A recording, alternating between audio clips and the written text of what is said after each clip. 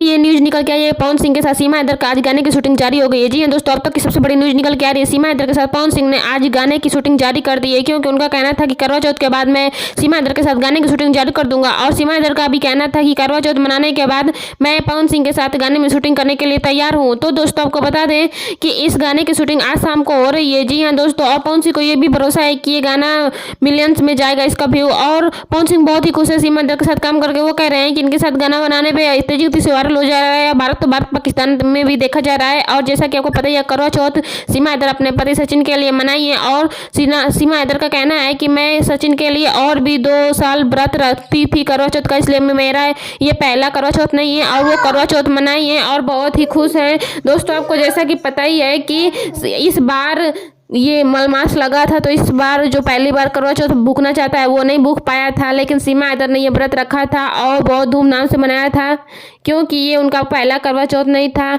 ये उनका तीसरा करवा चौथ था। इस पे पवन सिंह के साथ उसने शूटिंग भी जारी कर दिया है। पवन सिंह के गाने पे उनकी शूटिंग भी जारी हो गई है। पवन सिंह उनके साथ काम भी कर रहे हैं और ये गाने की शूटिंग लखनऊ में हो रही है और बहुत तेजी गति से वायरल भी होने वाली है। पवन सिंह बहुत ही खुश है।